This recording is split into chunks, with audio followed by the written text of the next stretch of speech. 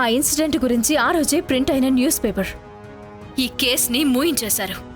ఎవరెవరికి డబ్బులిచ్చారు అన్నిటికీ సంబంధించిన ఎవిడెన్స్ ఇందులో ఉంది. ఓయ్, ఏంటయ్యా అది? ఏం జరుగుతుంది అక్కడ? ఆ అమ్మాయి ఏదేదో మాట్లాడుతోందేంటి? ఏమ్మా, నీ ఇష్టం వచ్చినట్లు మాట్లాడుతున్నావేంటి? అయ్యా, లైవ్ రన్ అవుతుంది, కొంచెం కంట్రోల్ చేసుకోండి. మినిస్టర్ సార్, ఈ అమ్మాయి మీ ప్రభుత్వం మీద, మీ మీద ఈ అమ్మాయి సవాల్ విసురుతున్నట్టు మాట్లాడుతోంది. తప్పులు జరుగుతున్న కంపెనీకి మీరు గవర్నమెంట్ టెండర్ని ఎలా ఇచ్చారని అడుగుతోంది. దీనికి మీరేం సమాధానం ఇస్తారు?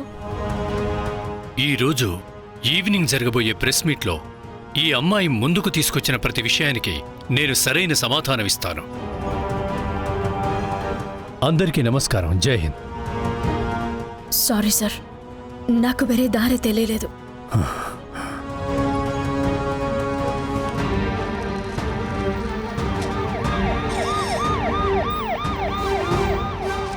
అత్తయ్య, మినిస్టర్ గారు వచ్చారు. మినిస్టర్ గారు వచ్చారా? మన ఇంటికా? అవునత్తయ్య, రండి సార్, కూర్చోండి. నమస్కారం సార్, రండి రండి. నమస్కారం. నమస్కారం. కూర్చోండి. నమస్కారం. కావ్య, జ్యూస్ తీసుకురా.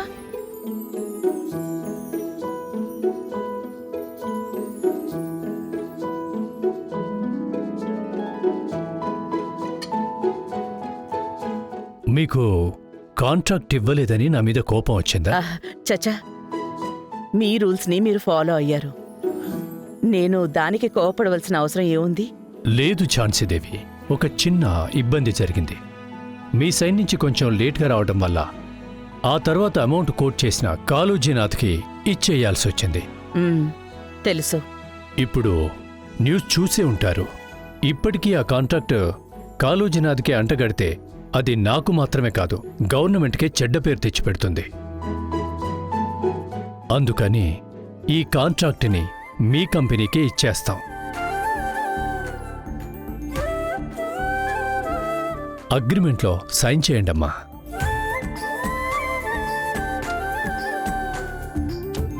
ఇదిగోండి, థ్యాంక్ యూ సార్. సైన్ చేయండి.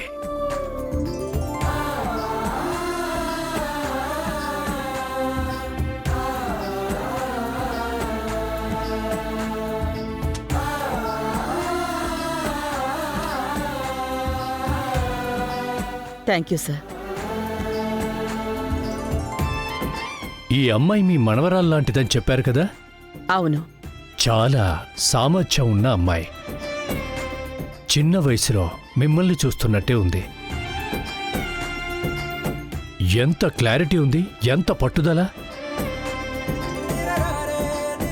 ఈ అమ్మాయి ఒకే ఒక్క నిమిషంలో మొత్తం మీడియాని తన వైపుకు తిప్పుకొని మన రాష్ట్రం మొత్తం మాట్లాడుకునేలా చేసింది. ఇక మీద కాళోజీనాథ్కి ఎవరూ కూడా కాంట్రాక్ట్ ఇవ్వరు. దానికి సంబంధించి నేను సీఎంతో మాట్లాడబోతున్నాను. చాలా థ్యాంక్స్. ఆ థ్యాంక్స్ నేనే మీకు చెప్పాలమ్మా. ఈ కాంట్రాక్ట్ మాత్రం కాళోజీనాథ్కి వెళ్ళుంటే పెద్ద ప్రాబ్లం అయిపోయి ఉండేది. మా పార్టీకి ఎంత చెడ్డ పేరు తెలుసా? మీరు ఇప్పట్లానే ఇదంతా బాగానే చేస్తారని తెలుసు. అందుకని ఇప్పుడు మీ వల్ల నాకు మంచి పేరొస్తుంది. అందుకు నేనే థ్యాంక్స్ చెప్పుకోవాలి. నేను బయలుదేరుతాను. చాలా సంతోషం sir. Thank you so much sir. Congratulations బంగారి. ఆ కాళోజీనాథ్ మీద ఎంక్వైరీ కమిషన్ వేయబోతున్నావు. నువ్వు ఫ్యూచర్లో చాలా గొప్పదానివవుతావు. Thanks sir. Thank you. మంచిదమ్మా, మంచిది. పదండి. Thank you sir.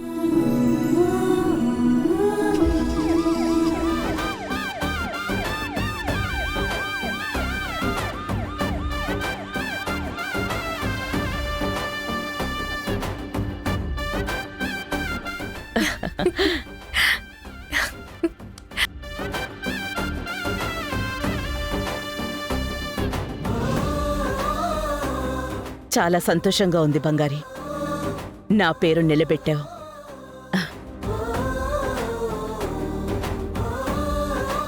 ఇది బంగారి అంటే.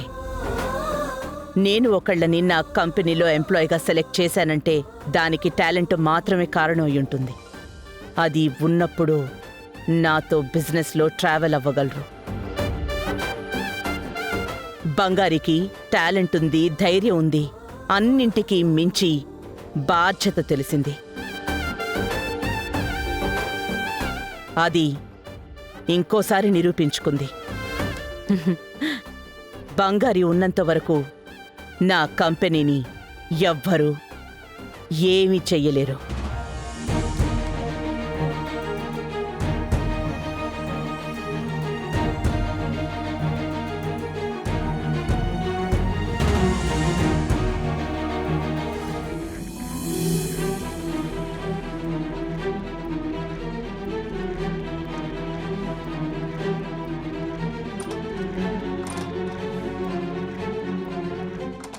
ఏయ్, మేనస్ లేదా?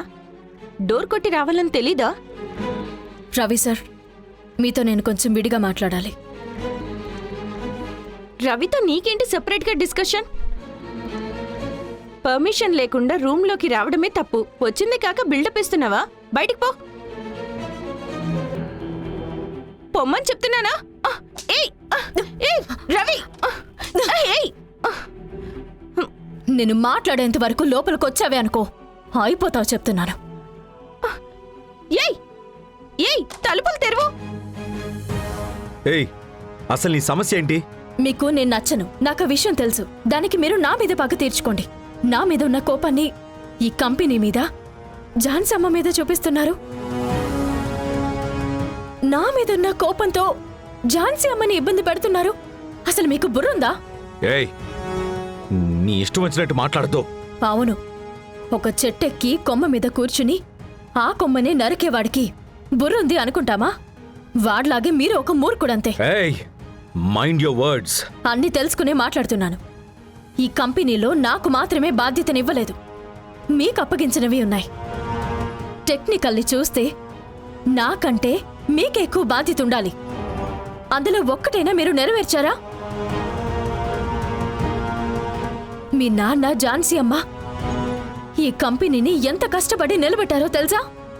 కానీ మీరు నా మీదున్న కోపంతో ఈ టెండర్ని ఆ కలోజీ నాదికి వచ్చేలా చేశారే.